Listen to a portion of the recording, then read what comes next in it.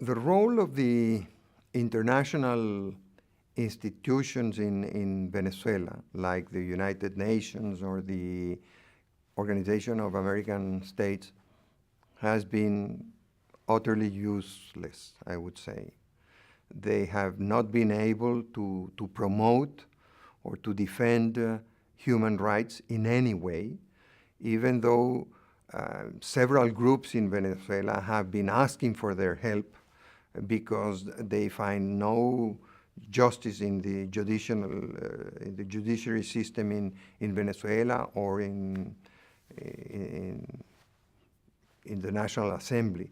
So people, I mean, after suffering so many attacks, have tried to implore the help of international organizations. They've been totally useless.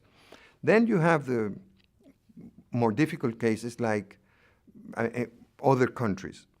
You have Brazil, for example, who has a democratic, decent president like Mr. Lula da Silva. And yet Mr. Lula da Silva, when he goes to Venezuela, he considers, and he says it publicly, that Chavez is the best president Venezuela has ever had. And because he's interested in the Venezuelan money. He's been promoting Brazilian interests in Venezuela very strongly.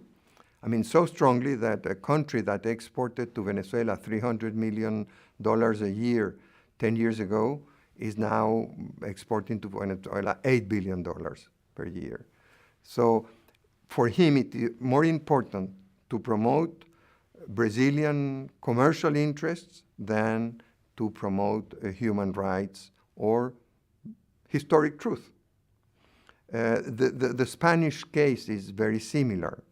Spain has a long relationship with Venezuela. I mean, we were part of the Spanish Empire for 3 centuries, and after independence, we were, most Venezuelans were of Spanish origin, and then after the civil war in Spain, hundreds of thousands of Spaniards emigrated to Venezuela. So we could say that several million Venezuelans are either first or second generation Spaniards. Yet what does Spain do?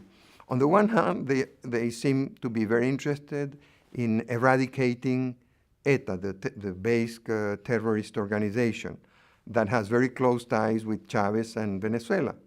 So they put a bad face to Chavez when asking for that. But on the other hand, they want to promote their own businesses.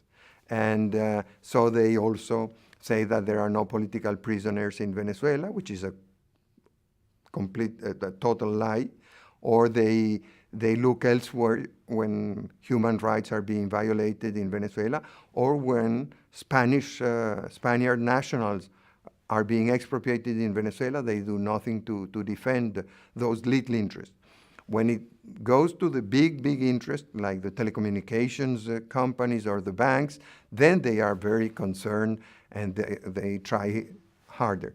So we see a lot of contradictions in Occidental democratic societies that claim that they are based on principles, on the respect of the human being, on the defense and promotion of freedom and free elections, which is from the mouth out, because when it comes to real action, they do business with the Chavez regime, all sorts of dirty businesses. I mean, not only do I say selling weapons, but paying commissions under the table, providing goods that are rotten or in bad state, as it was recently discovered with over 170,000 tons of food. So it's very contradictory. What I keep telling people is that the solution to the Venezuelan problem is not in the international organizations or asking for other people's interventions. The United States will not solve the Venezuelan problem. Spain, Italy, or Brazil won't solve the Venezuelan problem. The Venezuelan problem has to be solved by we Venezuelans. We have to do a lot of introspection. We have to find out what we have done wrong that brought us such a bad, terrible government, and find ways to reestablish democracy and pluralism and respect for other people's lives and opinions in Venezuela. It's very difficult to talk about the United States involvement in Venezuela, because I've never been able to understand what the United States policy regarding Venezuela, regarding Chavez is. Venezuela and the U.S. have had a very good and long-standing relationship. Venezuela has been, for almost a century, a very reliable and substantial provider of oil to the American economy, and an important consumer of North American goods, basically from the United States. But regarding policy, I've never been able to understand what their problem is with Chavez.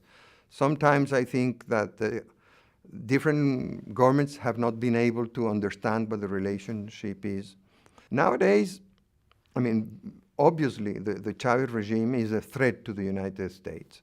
Their close ties with thug states like Iraq or Syria or North Korea or Libya or Zimbabwe or Belarus or Russia is a threat. I mean, we don't know what they are doing, but we know that they are buying weapons, that they are trying to develop nuclear activities. We don't know how far they will be able to go. We know that the drug traffic has grown in an incredible way. Venezuela is nowadays, according to international organizations, the largest provider of cocaine both to Europe and to Africa. And that is a problem that will hit the American society sooner or later. The American society had to invest billions of dollars trying to eradicate the drug problem from Colombia. And what they did was, they think they succeeded. They didn't succeed. What they did was move the problem from Colombia to Venezuela.